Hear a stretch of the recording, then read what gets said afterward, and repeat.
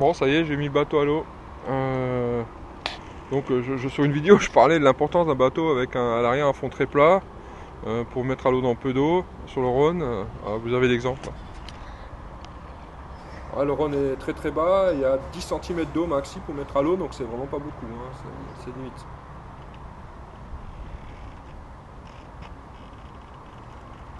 Voilà, donc j'ai mis à l'eau au milieu d'un gazon d'algues.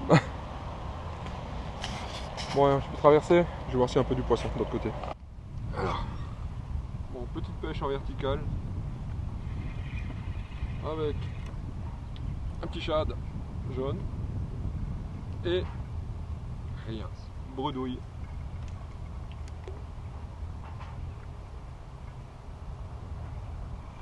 Voilà, j'ai commencé en vertical sur un poste que je connais bien. C'est par habitude, plutôt par plaisir, machin, mais maintenant je vais me mettre à chercher. Donc, c'est une pêche en linéaire là, que je pratique avec différents leurres qu'on peut adapter au linéaire. Hein. Ça peut être des cuillères, des poissons nageurs, ou des shads hein, même, ou des poissons. Ça peut être ou des leurres souples, hein, type slug, hein, il faut bien les chercher. Hein.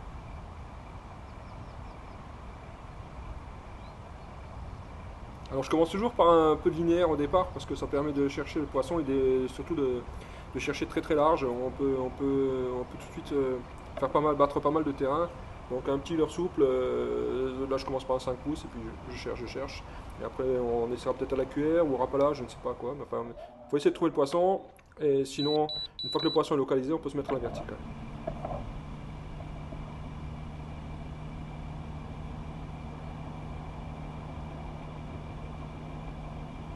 La difficulté en été, c'est que le poisson se balade beaucoup. C'est pas comme en hiver, il n'est pas concentré, les blancs sont dispersés, en plus on est en période de frais, donc au leurre c'est compliqué. Donc on essaie de chercher un peu partout, mais on arrive à les localiser quand même. Hein.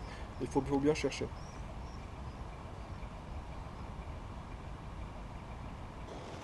Voilà, il est 9 h là, le soleil commence à bien taper, il commence à faire chaud. J'essaie encore un peu en linéaire, mais bon, ça n'a pas été très concluant pour l'instant. Ensuite, je vais aller sur d'autres postes que je connais bien et je vais essayer directement en vertical. Voilà.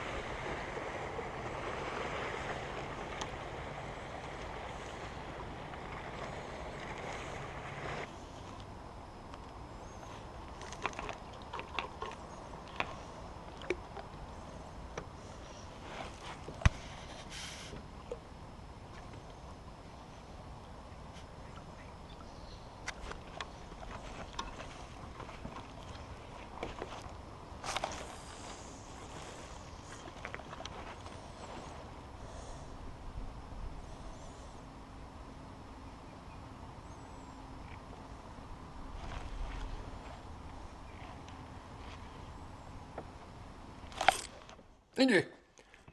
Alors, qu'est-ce qu'il vous faut en leurre? Alors, pour pêcher pour les leurres, en leurre souple, vous avez des. Moi, je pêche beaucoup avec du 5 ou 6 pouces. Alors, là, vous avez un 6 pouces qui fonctionne très bien, c'est couleur Fire Tiger. Il est en vert, jaune et rouge. C'est une couleur standard. Il fonctionne pratiquement dans toutes les eaux, qu'elles soient mâchées, qu'elles soient teintées, qu'elles soient transparentes, limpides, tout ce que vous voulez. C'est un leurre qui fonctionne tout le temps. Il est très polyvalent. Après, vous avez le leurre blanc. Tout ce qui est blanc, voilà. Tout ce qui est blanc fonctionne également tout le temps. Ce sont des leurres à avoir toujours dans sa boîte. Ensuite, on a les couleurs naturelles. On peut prendre différentes couleurs naturelles. Couleurs naturelles, alors ça sera essayé. Là, il n'y aura pas de vérité. Après, on a les imitations de brémettes. On appelle les shads. Ce sont de très très bons leurres. aussi. Donc il faut vraiment essayer, il faut essayer tous les leurres. Moi, des leurres que j'utilise très peu, ce sont ceux-là, les tout petits là. Voilà, les tout petits là en 3 pouces. Ce sont des leurres que j'utilise vraiment pas beaucoup. En général, on fait rarement des gros cendres. Enfin, ça arrive de faire des gros cendres avec, mais c'est pas très. Bon, on les fait pas régulièrement, on fait plus de petits. Ça dépend ce qu'on cherche. Voilà.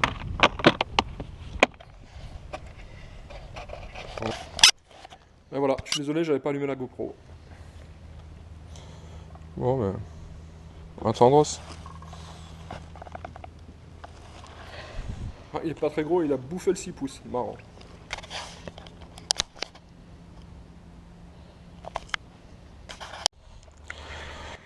Voilà, là, il y a un client. Là, il est beau. C'est un beau poisson. Allez, allez. Et naturellement, j'ai pas monté l'épuisette. Merde.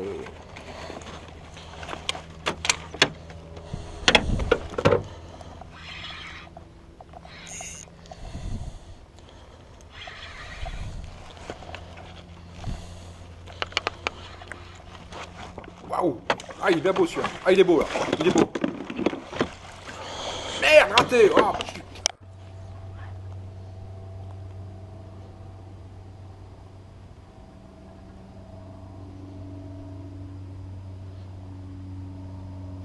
Aïe, ah, il y est. Ah, ouais, c'est bien. Ah, il est pas gros.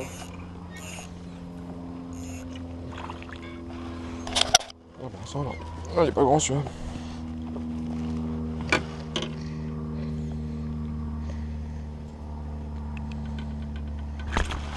Oh là là, viens là, viens là, viens là. Hop. Bon, il est...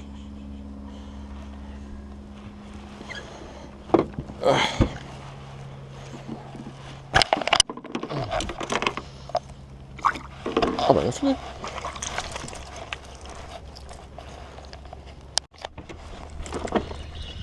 Ah, il a l'air pas mal celui-là. Il a l'air pas mal. Voyons ça. Voyons voir. J'espère qu'il va pas décrocher. Seb. Il est pas très gros mais sympa. Allez, je suis content. Encore un.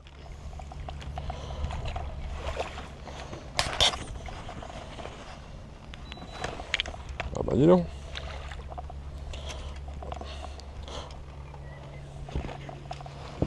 Ah, cendre. Ah bah.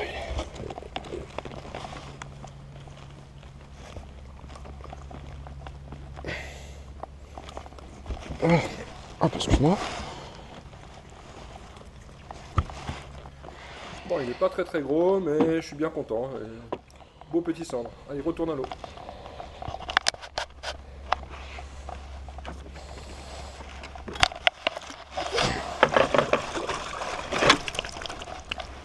Bon, ça y est. Bon, je vais me casser. Il est 10h30. Je pêche depuis 8h là.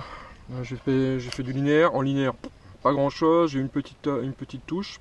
Et je me suis mis en vertical ensuite sur des profondeurs de 10 mètres. Et là, j'ai fait 3 cendres, dont un beau loupé, vous verrez sur le film. Donc,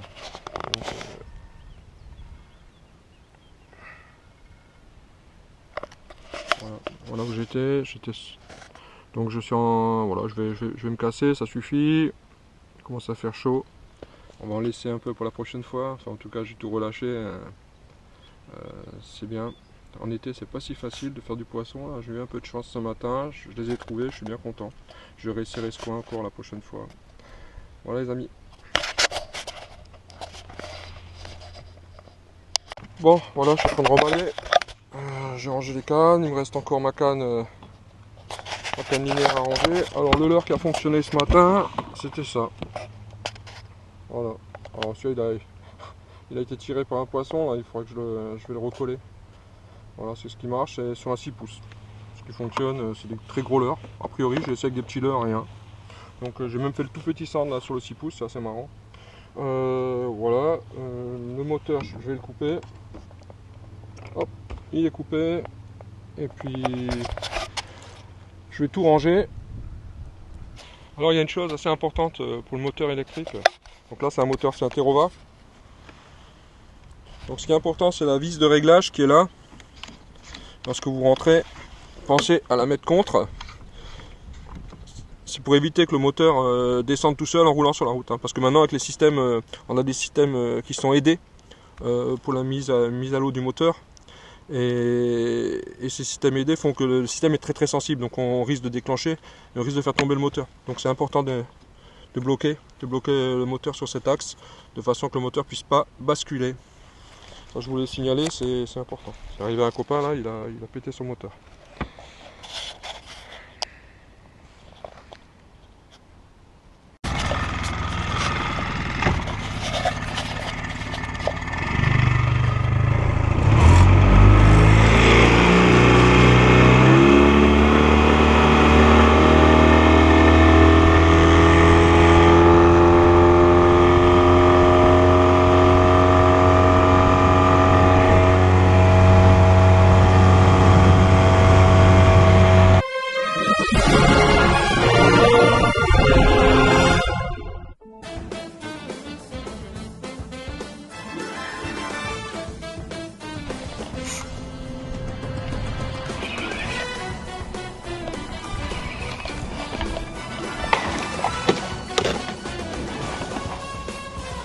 Magnifique.